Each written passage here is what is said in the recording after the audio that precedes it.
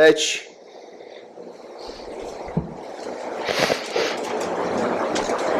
Hoje nós vamos concluir a exposição dessa profecia. E não poderíamos concluir, meus irmãos, de maneira mais gloriosa. Chegamos ao ápice, a manifestação da bondade de Deus, da graça de Deus por boca do seu santo profeta. Palavra forte, que ecoa pelos séculos dos séculos e consola os nossos corações hoje. Vamos então ler a palavra do Senhor em Miqueias, no capítulo 7, a partir do verso 14, até o final do capítulo.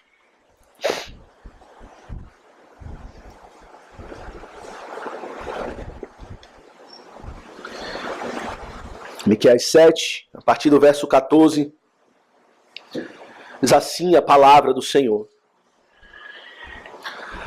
Apacenta o teu povo com o teu bordão, o rebanho da tua herança, que mora sós no bosque, no meio da terra fértil. Apacentem-se em Bazã e Gileade, como nos dias de outrora.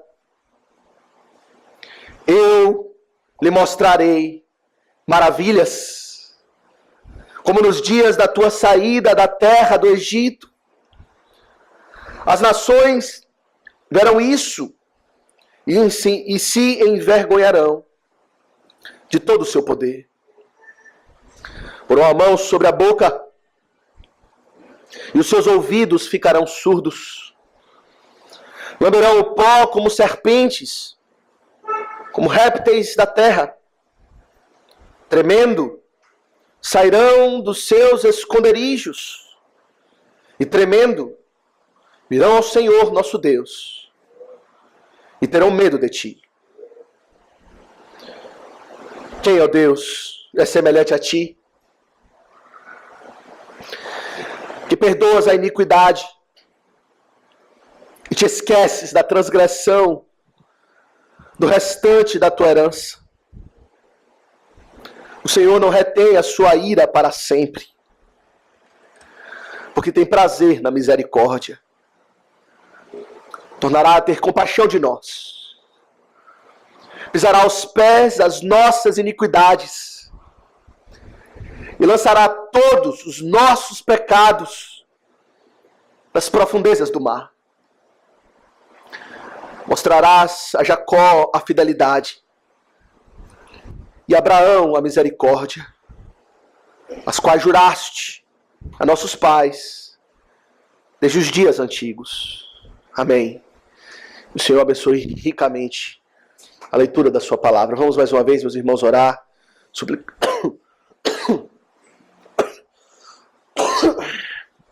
suplicando de Deus assistência na pregação da sua palavra. Vamos orar. Santo Deus, estamos diante de uma palavra tão maravilhosa. Estamos diante, ó Deus, de um texto onde o Senhor se revela a nós. Onde o Senhor, por assim dizer, abre o seu peito e mostra o que está no teu próprio coração. O que é o teu prazer. Que o Senhor está pronto para salvar. Mais do que nós estamos para buscar a tua salvação.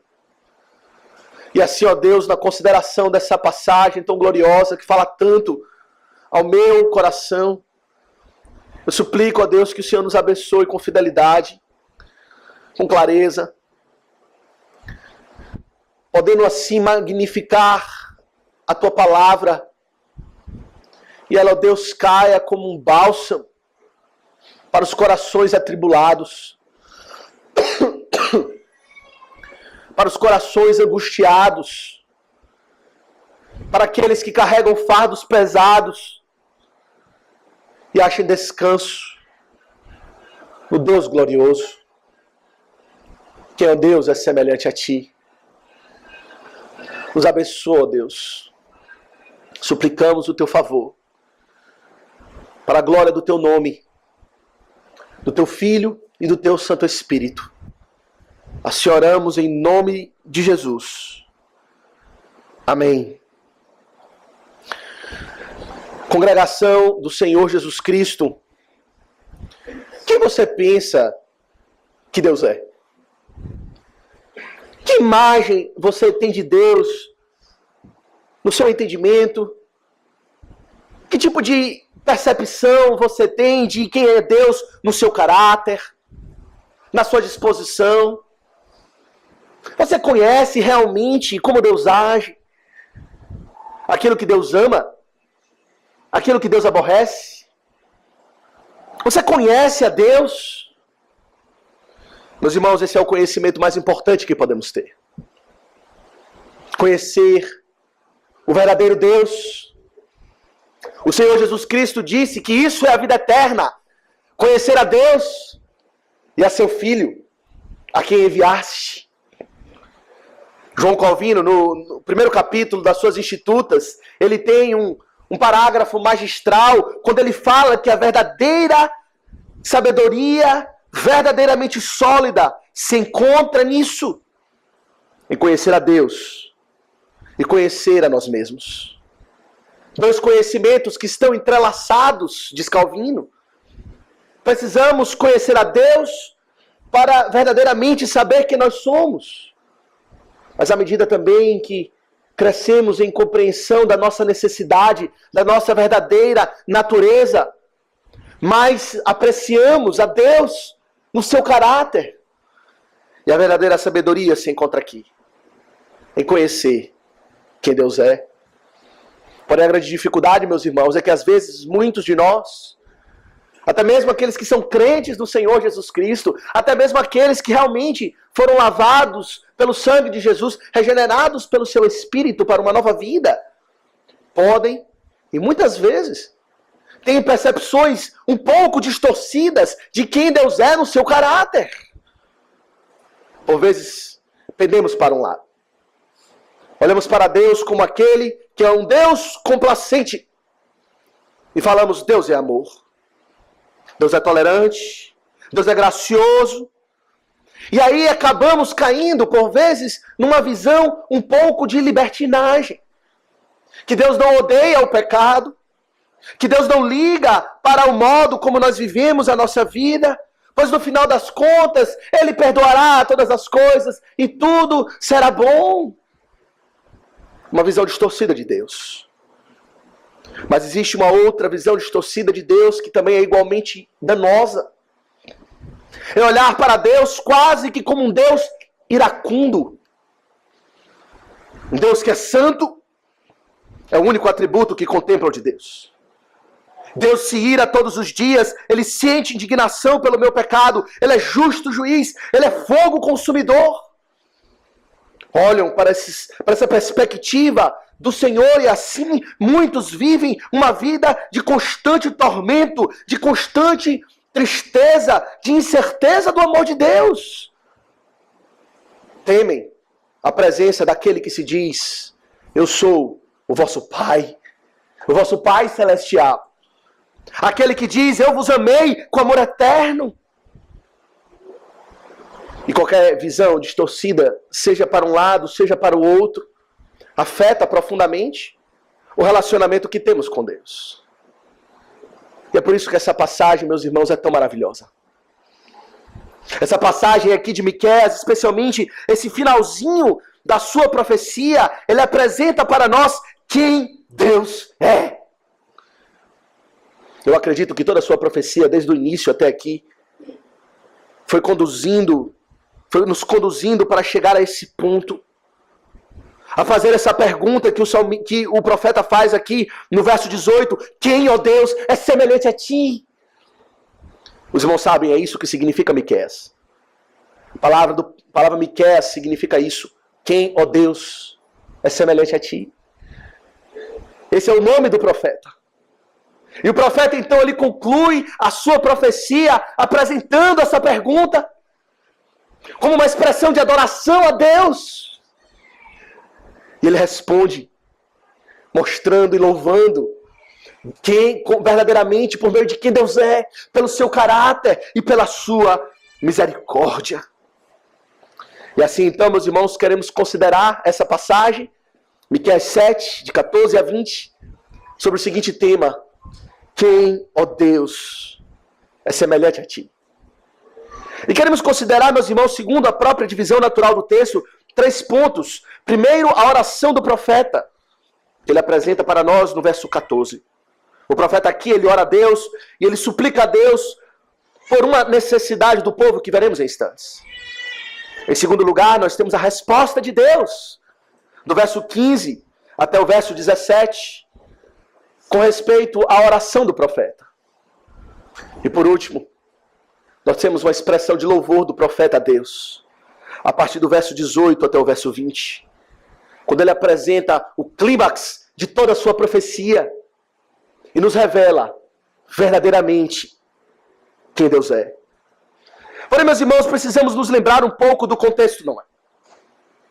E nós devemos nos lembrar muito bem. Não era a situação mais favorável para o povo de Deus. Eles viviam dias de confusão. É assim que o profeta descreve. Os irmãos se lembram na última exposição, no verso 4. No final do verso 4, ele diz que é chegado o dia anunciado por tuas sentinelas. O dia do teu castigo, aí está a confusão deles.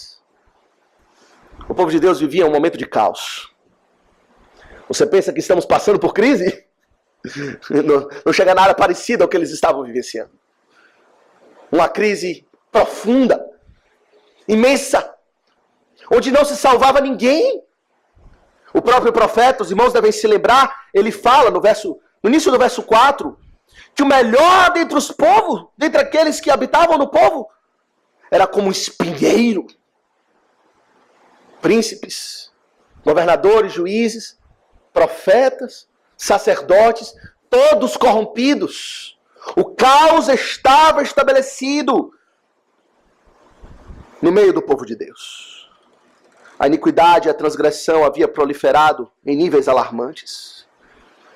Porém, meus irmãos, em meio a tudo isso, a toda essa confusão, nós sabemos que o profeta ele ainda nutre esperança, como vimos na última ocasião.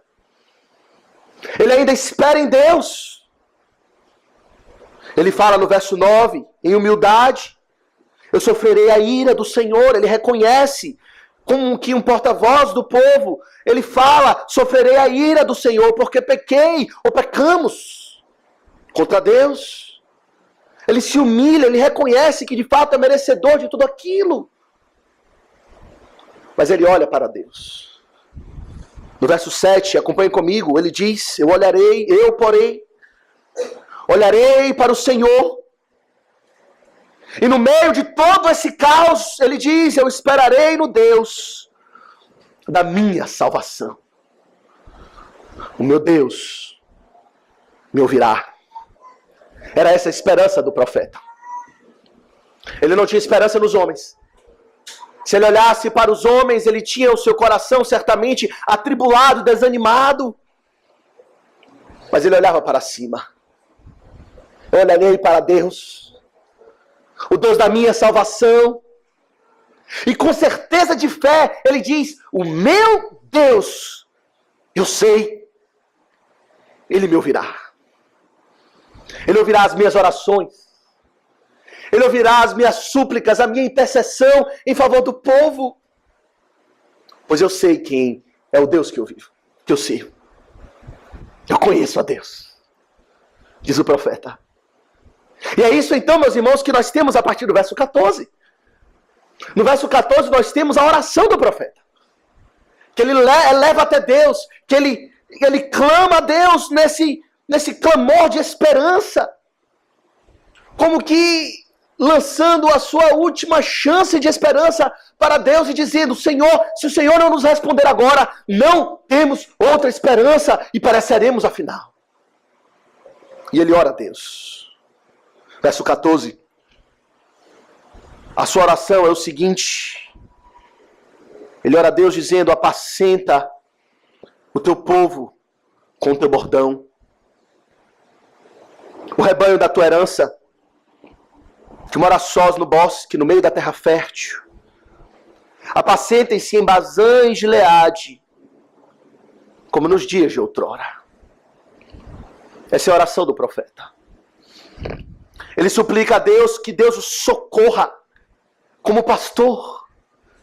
A situação de Israel naquele tempo era de um rebanho completamente disperso, completamente no estado caótico, ovelha indo para cada um na direção que bem entende, indo por direções contrárias a Deus. E o profeta, ele não tem esperança nas ovelhas, que elas vão por si só recobrar o juízo e que elas vão perceber, errei, eu volto até Deus. Eu vou voltar para o cuidado do meu pastor. O profeta, ele tem esperança no bom pastor, para que ele novamente apacente o teu povo com o teu bordão. Para que ele, como aquele que diz, eu sou o pastor do meu povo, que ele vá lá e com o seu bordão ele puxe uma, resgate outra, socorre e novamente os ajunte como um povo. A esperança que ele tem é unicamente em Deus. Isso aqui nos lembra o Salmo 23, não é? Quando ele diz, o Senhor é o meu pastor, nada me faltará. Apacenta o teu povo, Senhor, com o teu bordão e o teu cajado que me consolam, com o teu bordão e o teu cajado que me dão direção, que me sustenta no caminho. Senhor, cuida do teu povo. É isso que precisamos, não é? É isso que ouvimos pela manhã na palavra do reverendo Cláudio, quando ele diz que, em última instância, quem cuida de nós é o Senhor, Jesus Cristo. Ele é supremo pastor, ele que apacenta o seu rebanho, que nós somos, nada. Instrumentos nas suas mãos, meros vasos. Vasos de barro. Usados por Deus, para a sua glória. Mas em última instância é ele que governa o seu povo, é ele que apacenta. E veja que na oração do profeta, ele faz pelo menos 3 apelos a Deus. Primeiro, ele apela para o relacionamento de Deus com o seu povo. Veja, ele fala, apacenta o teu povo com o teu bordão, o rebanho da tua herança. Ele faz referência a Deus. É assim que ele argumenta com Deus. Senhor, não estou falando aqui para o Senhor apacentar aqueles que o Senhor não está com relacionamento pactual. Eu estou suplicando que o Senhor apacente o teu povo, a tua herança. Esse povo aqui foi o povo que o Senhor formou. Não fui eu. Não é meu povo. Antes de tudo é o teu povo. É assim que geralmente oramos antes de cada culto. Quando nos reunimos na sala para orar antes do culto, em geral essa é a nossa oração. Senhor, está aqui o teu povo. É a tua igreja. Abençoa, Senhor, para a glória do teu nome, para socorrer aqueles que o Senhor comprou com o seu próprio sangue. Não é meu, não é o meu povo, é o teu povo. Por isso, nos abençoa. É uma forma preciosa de apelar a Deus. Lembrar que estamos no relacionamento pactual com Ele. Um relacionamento de aliança, de graça. Onde Ele prometeu ser o nosso Deus. Onde somos o seu povo escolhido. Povo que Ele escolheu para a sua herança. Salmo 33, 12. Ou como Isaías 64, verso 9, diz o profeta, não te enfureças tanto ao Senhor, nem perpetuamente te lembres da nossa iniquidade. Olha, pois nós te pedimos, pois todos nós somos o teu povo. Esse é o relacionamento que temos para com Deus. Para com os nossos filhos é assim, não é? Quem é o pai que pode sustentar uma ira perpétua contra os seus filhos? Que por mais que os seus filhos os desapontem, por mais que os seus filhos causem tristeza aos seus pais pela sua conduta, quem é o pai que pode reter e guardar amargura para com seus filhos? Até mesmo uma ira justa. Muito mais é o nosso Pai Celestial. Quando Ele nos olha como seu rebanho, e por isso o profeta apela ao Senhor para que Ele seja misericordioso. Ele pede pela fidelidade para com Deus que formou esse próprio povo. Mas ele apela em segundo lugar para a condição atual do povo. Veja, Ele diz: apacenta o teu povo com o teu bordão, rebanho da tua herança, que mora a sós no bosque, no meio da terra fértil. Apacentem-se em Bazã e Gileade. Essa expressão, meus irmãos, eu preciso informar aos irmãos, é uma expressão que causa grande perplexidade entre os comentaristas da Bíblia. O que exatamente ele está querendo dizer com isso? Alguns entendem que ele está fazendo aqui uma referência positiva ao povo de Deus, como eles deveriam ser. É o povo que mora sós no bosque, com uma referência a como o povo é separado. O teu povo, ó Deus, é separado por ti, é um povo santo, é um povo distinto. Mora só, está separado. E aqui a referência a uma terra fértil, dizendo: o Senhor nos trouxe para a terra de Canaã, terra que mana leite e mel. Deveríamos estar gozando disso. Apacentem-se em Bazã e Gileade. Um pedido para que essas coisas fossem restauradas. Porém, os outros entendem, e aqui eu compreendo juntamente com esses, que ele faz uma referência a uma situação negativa do povo.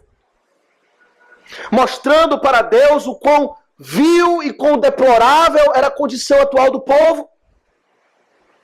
Quando ele fala mora sós no bosque, essa palavra bosque é a mesma palavra lá no capítulo 3, verso 12, se você quiser conferir, olhe comigo. Lá traduzida por mato. E não é uma palavra positiva nem um pouco.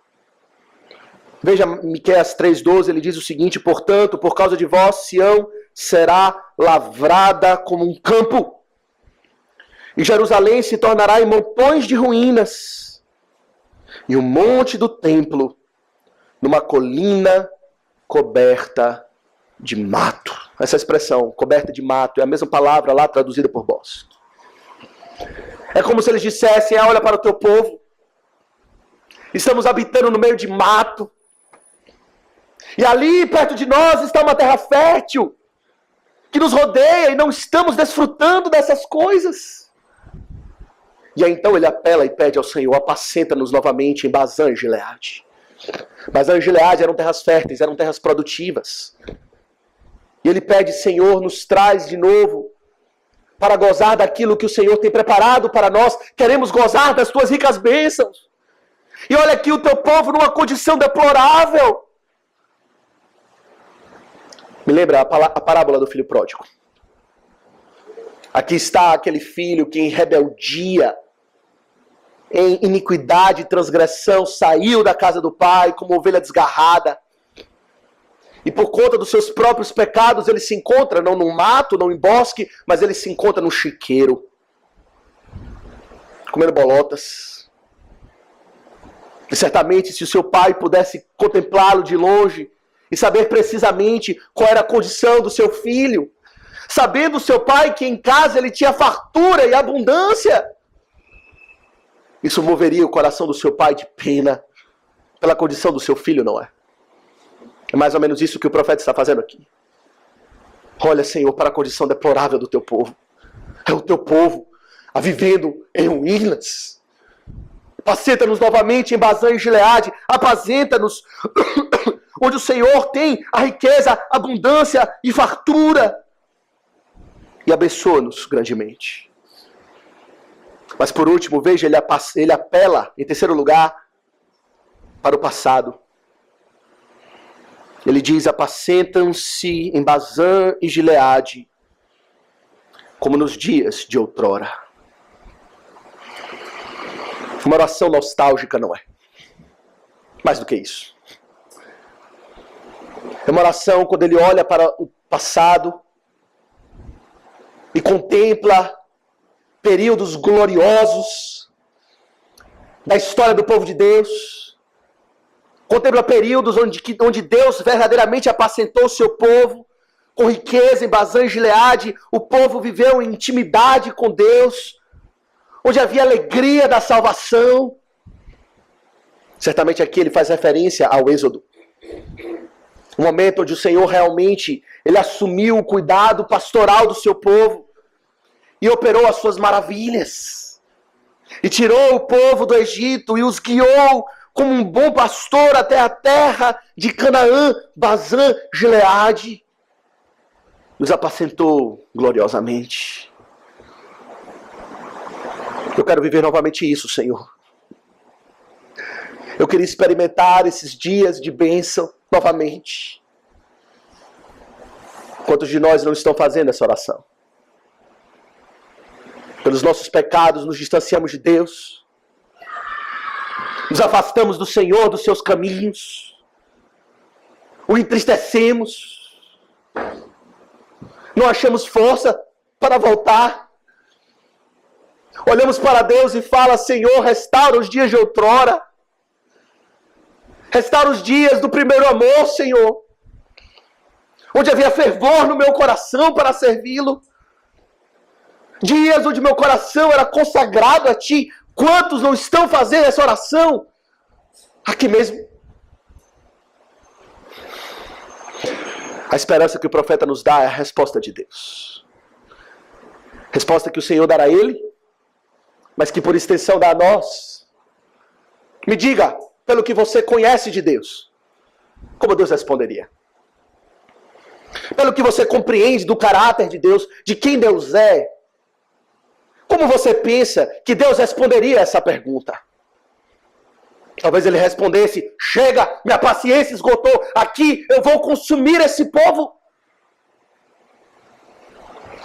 Não é isso que Deus responde, não é? O Senhor responde de forma maravilhosa. Veja em segundo lugar a resposta de Deus, dos versos 15 a 17. Nós temos a resposta do Senhor ao apelo do profeta, ao pedido do profeta. O Senhor diz: eu lhe mostrarei maravilhas, como nos dias da tua saída da terra do Egito. Como nos dias de outrora, você ainda verá a salvação de Deus. Eu me manifestarei maravilhosamente, eu me manifestarei nos meus prodígios. Que Deus maravilhoso, não é? Aqui está um povo, meus irmãos, que merecia o completo juízo do Senhor. E o juízo, em termos disciplinar, ainda viria. O povo seria enviado para o exílio, para ser disciplinado por Deus. Ele seria expulso da terra.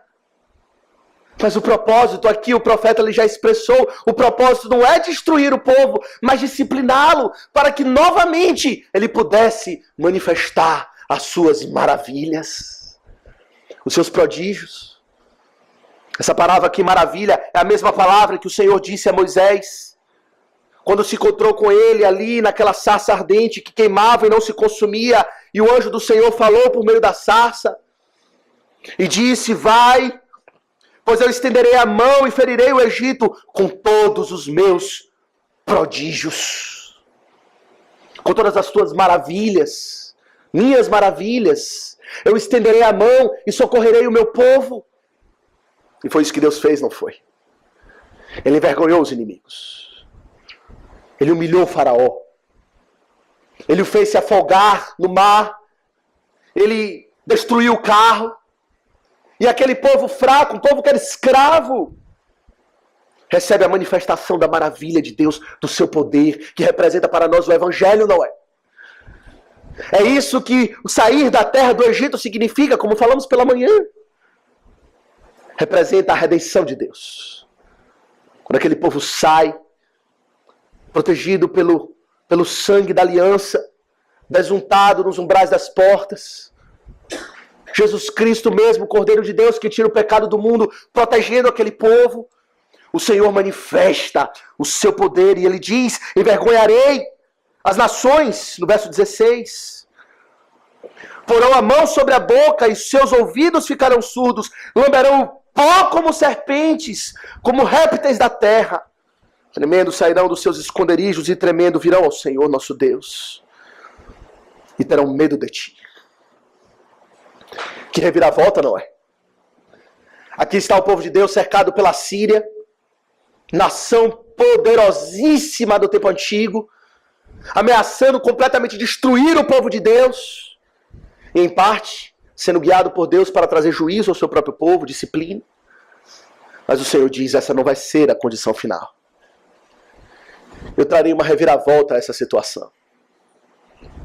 Os teus inimigos, eles lamberão pó. Eles colocarão a mão na boca e não mais zombarão do meu povo. Não mais proferirão blasfêmias e zombaria. Pois eu restaurarei a minha obra. Novamente, manifestarei maravilhas. Essa palavra, meu irmão, minha irmã, meu querido amigo, não lhe traz esperança em Deus, que Ele também pode igualmente responder assim a sua oração. Diante da sua própria calamidade, você eleve a sua voz a Deus, clame a Ele. Olhe para o Deus da sua salvação e pede: Senhor, apacenta-me. O Deus a quem sirvo, Ele responde assim: eu manifestarei as minhas maravilhas. Eu socorrerei aqueles que clamam a mim. Eu salvarei aqueles que suplicam pelo meu nome, se humilham na minha presença. Eu manifestarei prodígios. Que bênção, não é? Servir a esse Deus. Um Deus misericordioso. Um Deus bondoso que não conserva a sua ira para sempre. Não nos trata de acordo com o nosso merecimento. Merecíamos a morte. Sermos fulminados instantaneamente. Mas Ele apieda-te de nós. Se apieda de nós. E meus irmãos, aqui então, diante desse cenário, onde o profeta ora, suplicando a Deus por esperança, Deus responde positivamente, mostrando e prometendo manifestar as suas maravilhas, que o profeta irrompe. Ele louvou a Deus. Passagens como essa, meus irmãos, que temos aqui de 18 a 20, são como que pepitas dentro da revelação especial de Deus. Palavras de louvor quando os servos de Deus, diante da contemplação da obra de redenção, da obra misericordiosa de Deus, eles irrompem em louvor. E aqui o profeta faz isso. Ele apresenta, meus irmãos, essas palavras inigualáveis. Quando ele diz no verso 18, quem, ó Deus, é semelhante a ti? Perdoas a iniquidade e te esqueces da transgressão do restante da tua herança. Pois o Senhor não retém a sua ira para sempre, porque tem prazer na misericórdia. Aqui está quem Deus é. Quem, ó Deus, é semelhante a ti? No que você tem prazer, eu lhe pergunto. O que lhe causa deleite? O que faz o seu coração pulsar mais forte? Traz brilho aos seus olhos, traz alegria. O profeta nos apresenta aqui que com respeito a Deus, o que traz profunda alegria no Senhor, prazer em Deus, é Ele exercer a misericórdia para com pecadores. Quem é semelhante a esse Deus? Onde se encontra um Deus assim, que sente prazer em socorrer criaturas que ofendem a Ele mesmo, onde Ele está disposto a sacrificar o seu próprio filho para salvar inimigos. Quem, ó Deus, é semelhante a ti? Veja que o profeta, ele não minimiza o pecado. Ele não tem aquela visão de um Deus que é complacente com o pecado, de um Deus libertino, e um Deus que não está pouco ligando para o pecado, na verdade, aquele como as pessoas usam de forma leviana, dizem que Deus é amor e ele perdoa todas as coisas, ele não está nem aí para o pecado. O profeta não tem essa visão de Deus. Ele apresenta o seu pecado como ele é. Veja que ele apresenta nessa passagem três palavras que diz respeito ao pecado. Ele fala do pecado em termos de iniquidade, de transgressão, e usando a própria palavra pecado mais à frente no verso 19. São 3 palavras que mostram vários aspectos da dimensão do mal do nosso pecado. Uma palavra dessas representa a rebeldia contra Deus. É isso que significa pecado. Eu fui rebelde contra o Senhor. Ele reconhece claramente, ele não esconde os fatos, ele não diz, o meu comportamento foi inadequado. Ele não diz que o meu comportamento foi inapropriado, botando panos quentes. Mas ele reconhece, eu fui rebelde contra Deus. Eu transgredi contra o Senhor. Uma palavra que diz respeito à quebra do relacionamento com Deus. Se afastou de Deus, ele reconhece. A outra palavra diz respeito a errar o alvo do padrão de Deus. É isso que significa pecado. Quando o Senhor tem um padrão e nós não acertamos o padrão de Deus. Não seguimos pelos caminhos do Senhor. Seguimos os nossos próprios caminhos. Ele reconhece tudo isso. E é justamente por reconhecer a profundidade do seu pecado que ele louva a Deus. Porque perdoou de tudo isso. Pela misericórdia do Senhor. Ele usa aqui, meus irmãos, 3 verbos para falar da bondade de Deus. Primeiro ele fala, quem, ó Deus, é semelhante a ti, que perdoas a iniquidade. O Senhor perdoa aquilo que eu tenho feito, que me torna culpado diante de Deus. A palavra iniquidade diz respeito aqui ao peso do pecado, ao fardo que é carregado pelo pecado que cometemos com Deus. E a palavra perdoa significa literalmente levantar. É como se o profeta aqui ele estivesse esmagado pelo peso do pecado. E ao perdoar, o Senhor vem e ele tira o fardo das costas daquele pobre pecador, daquele vil pecador. Ele alivia a sua culpa, ele remove a culpa e diz, não ande mais carregado por tormentos, se sentindo culpado diante de mim, pois eu já removi a culpa.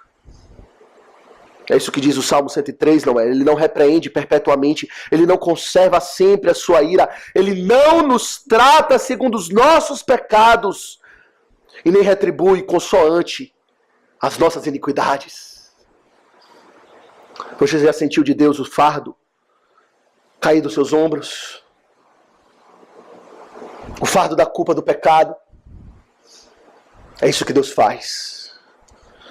Mas ele diz ainda mais belamente, ele fala, Deus, verso 18, ele esquece da transgressão do restante da tua herança.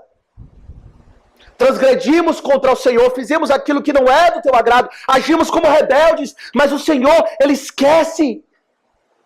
Ele não nos trata de acordo com o nosso merecimento. A palavra esquecer aqui é a palavra que mais remete à experiência do Êxodo. Literalmente, a palavra quer dizer que Deus ele passa de largo do nosso pecado. Ou, como diz a própria palavra Páscoa, ele passa por cima do nosso pecado. Ele sabe que tem pecado ali, mas ele não vai nos visitar para cobrar o nosso pecado. Ele passa de largo. Imagina a tensão. Você cheio de pecado, carregado na sua alma, e você vê Deus se aproximando. Imagina o medo e o pavor que deve tomar o seu coração quando o juiz de toda a terra se aproxima de você, sendo você culpado. Ele diz, eu passo de largo. Que alívio, não é? Eu pensei numa ilustração para tentar trazer a nossa experiência, o sentimento. Imagine você dirigindo um carro, e você sabe, com o licenciamento vencido. E é justamente nessas ocasiões que as blitz aparecem nos locais mais inesperados, nas horas do dia que você menos imagina, e parece que o policial, ele sabe ler o nosso rosto, ele sabe identificar, porque passamos por blitz 500 vezes com o licenciamento em dia, bastou o licenciamento estar vencido para nos parar. E nós sabemos o que é a tensão daquele momento. Por favor, não me pare, por favor, não me pare, por favor, não me pare. E ele lhe para. E você merece. Mas nós sabemos o alívio que é, por favor não me pare, eu estou com dinheiro, amanhã eu pago. E ele diz, passa. Você respira aliviado, não é? Não fui tratado de acordo com o meu merecimento. O policial talvez não saiba que você estivesse em pecado, por assim dizer. Talvez ele não soubesse que você estava com licenciamento vencido. Mas Deus sabe. Ele sabe que você é culpado. Mas ele removeu a culpa. E ele intencionalmente, ele diz, passa. Eu não vou lhe tratar, eu não vou aplicar a multa, eu não vou aplicar a pena da lei, eu não trarei o salário do pecado, que é a morte, sobre a sua vida. Eu deixarei você passar. Livre. Livre de qualquer pena, livre de qualquer condenação, sendo você merecedor da ira de Deus. Ele diz, passa. E você respira aliviado. É assim que Deus nos trata, não é? Mas ele, mais adiante, ele fala ainda de um outro aspecto daquilo que Deus faz. Veja no verso 19. Ele diz, tornará a ter compaixão de nós. E aí ele usa um outro verbo para descrever o que ele faz com a nossa condição. Ele fala, pisará aos pés as nossas iniquidades. É algo ainda mais maravilhoso que Deus faz. Ele não apenas remove a culpa, ele não apenas passa de largo, nos deixando seguir incólumes diante da sua santa lei, mas ele diz, eu irei pisar a sua iniquidade, isto é, eu irei subjugar, eu irei trazer debaixo do meu controle, debaixo do meu domínio. É algo ainda mais maravilhoso. Quando o Senhor diz que Ele mesmo com o seu próprio pé vai colocar o pé no pescoço do pecado. Pois não apenas Ele nos removerá a culpa do pecado, mas Ele removerá de nós o domínio do pecado. Isso é o que nos atormenta, não é? Quando estamos escravizados ao pecado. A transgressão, a iniquidade aqui descrita, por vezes é uma iniquidade que nos escraviza, que nos subjuga. Sentimos que somos escravos do pecado, não podemos escolher o bem, fazer aquilo que seja do agrado de Deus. Mas o Senhor diz, eu irei pisar o pecado. Eu irei subjugar o pecado em sua vida.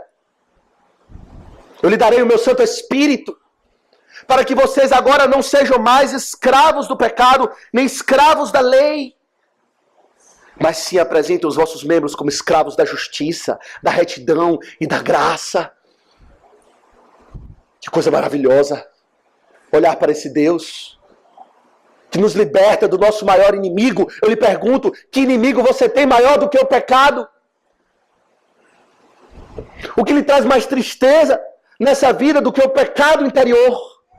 Deus diz, eu irei subjugá-lo na sua própria vida. A obra da santificação, meus irmãos, é a obra que Deus opera em nós. De fato, opera por meio da ação do homem, da sua própria responsabilidade ou atuação. Não somos inertes nesse processo, mas é um processo soberano de Deus. É o Espírito Santo que nos conduz ao arrependimento. É o Espírito Santo que nos fortalece em Deus para nos dar força para vencer o pecado. É Ele que pisa as nossas iniquidades. Glória a Deus! Somos libertos do nosso maior inimigo. Mas ele então, ele apresenta, meus irmãos, uma expressão que coroa todas as coisas. Por último, ele diz, no verso 19, segunda parte, que ele pisará aos pés as nossas iniquidades, mas também lançará todos os nossos pecados nas profundezas do mar. Que expressão maravilhosa. Aqui a expressão diz respeito a como o Senhor vai lidar conosco. Ele diz, eu vou pegar o seu pecado e vou lançar para bem longe. Lançarei o seu pecado nas profundezas do mar. Imagine você estar na praia com alguém. E você vê o seu filho, talvez lidando com algo perigoso. E você, como pai, corre, arranca da mão do seu filho, olha para o mar e lança o mais longe possível, para que aquilo jamais seja encontrado. O que está na profundeza do mar é difícil encontrar, não é? Praticamente impossível achar novamente. Se perdemos algo na beirinha, ali, ainda nas ondas, batendo na nossa canela, já é difícil. Se você perde uma pulseira, um relógio, um óculos, é um trabalho enorme encontrar. A maior sorte é quando alguém consegue encontrar alguma coisa que perdeu ali na beirinha. Imagina quando cai nas profundezas do mar. É isso que o Senhor faz com os nossos pecados. Ele lança para longe e diz: esqueça. Esse pecado não mais te encontrará. Esqueça. Eu lido com você como se você fosse puro, santo, revestido com a justiça do meu Filho Jesus Cristo. Que precioso para nós saber que Deus trata assim com o nosso pecado, não é? Por vezes, quando voltamos para a casa do Pai, como filho pródigo, nós voltamos e devemos voltar com o rabo entre as pernas. Não é assim que o filho pródigo voltou. Ele disse: pai, aliás, eu não mereço ser tratado como teu filho. Trata-me como servo. Apenas dai-me de comer. E aquela vergonha ainda pelos pecados do filho pródigo toma conta da sua mente e afeta a forma como ele se relaciona com seu próprio pai. Ele se vê culpado. O seu pecado está diante dos seus olhos o tempo todo e ele tem vergonha. Ele não olha para Deus, ele não olha, para o seu próprio pai. Porém, o que o seu pai faz? Ele corre até o seu filho, ele o abraça. E ele traz a melhor roupa, um anel nos dedos. E diz: você é meu filho. Vamos celebrar o Senhor, celebrar o seu retorno. Vamos celebrar a reconciliação. O seu pecado eu não me lembro mais. Eu lancei fora. Eu lhe trato na plenitude da reconciliação. É assim que Deus faz conosco. Quantas vezes temos vergonha de olhar para Deus? Orar até Ele. Talvez você já tenha tido essa experiência pelo seu próprio pecado. Fala: eu não posso olhar. Eu não tenho coragem. Até mesmo de orar. Mas o Senhor nos encoraja aqui. Dizendo que se confessamos os nossos pecados, Ele pega o nosso pecado e Ele lança no mar do esquecimento. Isso significa que Ele não vai nos tratar de acordo com aquilo que nós pecamos. Como somos diferentes de Deus, não é?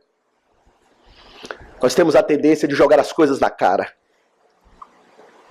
Aqueles que pecam contra nós, que erram contra nós, nós guardamos, às vezes até intencionalmente, aqueles erros, aqueles pecados no bolso, para no momento que nos é conveniente sacá-los e lançar em rosto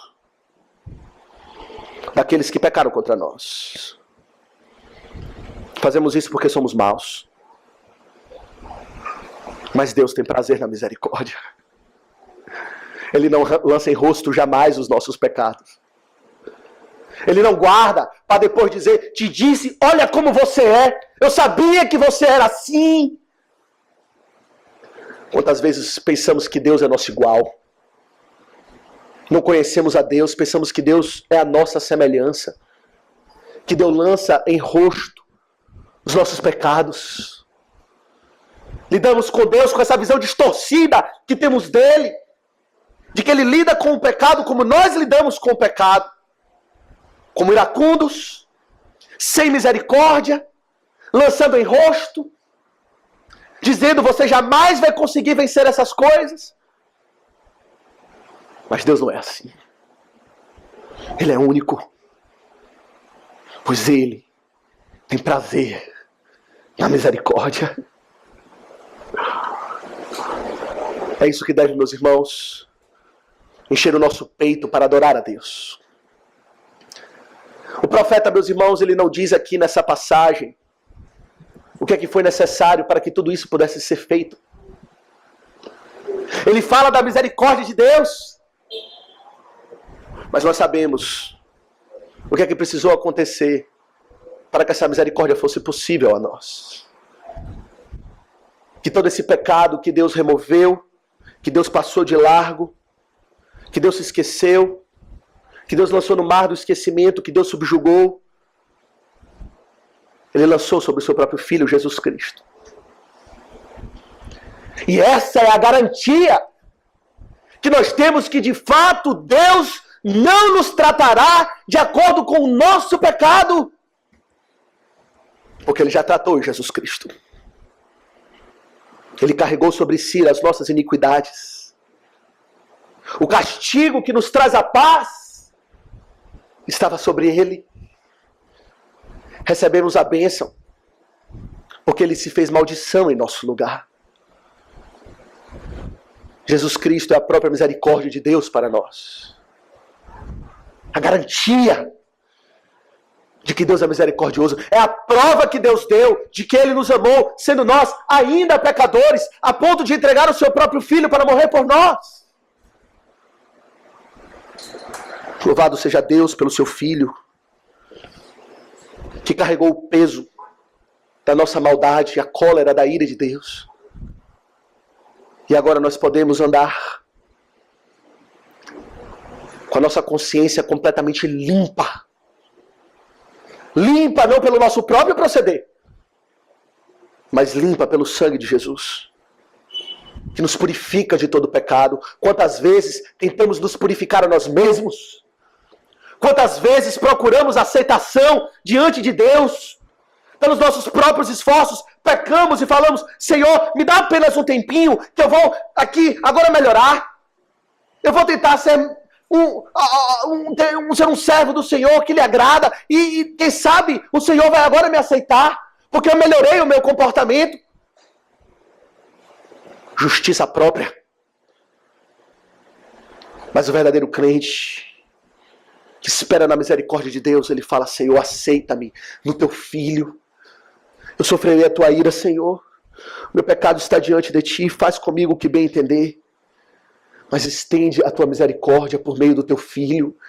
E lava a minha consciência, não com os meus próprios atos de justiça, pois não tenho algum, mas com o sangue precioso de Jesus Cristo. Subjuga o meu pecado, Senhor, não com a minha própria força, pois não tenho nenhuma, mas com a força do teu Espírito que habita em mim. Esquece, Senhor, dos meus pecados, não porque não os pratico há muito tempo, mas porque o Senhor mesmo os arrancou e os lançou com toda a força nas profundezas do mar. Quem, ó Deus, é semelhante a ti, que perdoas a iniquidade, te esqueces da transgressão do restante da tua herança. E o profeta diz: o Senhor não retém a sua ira para sempre. Ele tem prazer na misericórdia e tornará a ter compaixão de nós. Novamente nos tratará como os dias de outrora, resgatará o seu primeiro amor. Experimentaremos a alegria da salvação novamente. Eu lhe pergunto: você conhece esse Deus? O Deus a quem você serve, a quem você ora, as suas orações de confissão de pecado, a quem você anda diante da face dele todos os dias, é esse Deus aqui? É o Deus que tem prazer na misericórdia, embora não inocente o culpado. Ele os disciplina, mas ele perdoa largamente, completamente. E veja o que ele diz no verso 19: ele perdoa e lança todos os nossos pecados. Esse é o Deus que você serve. Ele perdoa completamente a sua culpa e a sua transgressão. Quem é o seu Deus? Eu lhe pergunto. Eu lhe pergunto se você precisa dessa misericórdia. Deus, ele tem prazer na misericórdia, mas ele estende apenas para aqueles que reconhecem que precisam dessa misericórdia. Aqueles que ele chama aqui nessa passagem de um remanescente ou um restante da herança. Não é todo o povo aqui, meus irmãos, não se engane. Não foi todo o povo aqui que alcançou essa misericórdia. Alguns morreram nos seus pecados e receberam a ira de Deus. Mas há o que ele chama de restante da herança, o remanescente. São aqueles que se arrependem dos seus pecados, que como o profeta diz, Senhor, pequei diante de ti, perdoa-me. Careço da tua misericórdia, eu preciso, Senhor, da tua misericórdia. Eu não posso viver um dia a mais sem a tua misericórdia. Você tem necessidade da misericórdia de Deus. Porque se você o desprezar, você não receberá essa misericórdia. Se você disser, eu estou bem sem Deus, minha vida está ótima, meus pecados, eu até os gosto. Não espere que você alcançará do Senhor coisa alguma, homem impenitente. Apenas aqueles que se arrependem dos seus pecados e colocam a sua esperança no Deus da minha salvação, como orou o profeta, experimentarão a misericórdia de Deus e provocarão nele deleites ao ele exercer a misericórdia dele em seu favor. Você precisa da misericórdia de Deus. Deixa eu lhe dizer um segredo. Você precisa sim. Você precisa sim. Reconheça-se como pecador. Busque a Deus. Reconheça a sua iniquidade. Que você tem ofendido muitas vezes. Que você tem transgredido com a sua lei. Você tem agido em iniquidade. Que você tem agido em rebeldia. Que você vive alheio a Deus. E que você precisa da sua misericórdia. E você alcançará. E por fim, deixe-me lhe perguntar. Se você também tem prazer na misericórdia. O Deus a quem servimos, meus irmãos, ele se expressa assim. É assim que ele é. E é assim que devemos enxergá-lo. Como um Deus que se deleita na misericórdia. Mas eu pergunto se você se deleita na misericórdia. Pois aquilo que o Senhor Jesus nos ensina é que se nós recebemos o perdão de Deus, somos beneficiados pela sua misericórdia, ele nos ensina que devemos agir com outros assim também, não é? Foi isso que o Senhor Jesus disse no final da oração que ele nos ensinou em Mateus 6, verso 14. Ele diz, porque se perdoardes aos homens as suas ofensas, também vosso Pai Celeste vos perdoará. Se porém não perdoardes aos homens as suas ofensas, tampouco vosso Pai vos perdoará as vossas ofensas. Em outras palavras, se vocês também não forem reconhecidos como um povo que tem prazer na misericórdia exercida entre vocês mesmos, se vocês não se deleitam no perdão de pecados, no perdoar uns aos outros, no lançar o pecado uns dos outros, numa profundeza no mar do esquecimento, se vocês não se deleitam com a restauração completa e cabal em passar de largo pelo pecado do irmão, do seu filho, do seu cônjuge, daquele que está sentado do seu lado, se você é rancoroso, amargurado, não perdoa, você não receberá o perdão de Deus. A misericórdia de Deus não é algo meramente para nos deleitarmos ao recebê-la. É para nós um modelo de vida. Assim deve ser o povo do Senhor. Um povo cheio de misericórdia. Para com seu próximo, para consigo mesmo. Recebendo tudo isso das mãos de Deus. Deus muito lhe perdoou. Perdoe o pouco que tem cometido contra você. E aprenda você, de uma vez por todas, o que é perdoar. Remover a culpa, o peso da culpa. O que é se esquecer da transgressão. Não lance em rosto. Não seja cruel com aqueles que pecaram contra você. Mas se você conhece a graça, estenda o perdão. E tenha você mesmo prazer na misericórdia. Que o Senhor nos abençoe. Amém.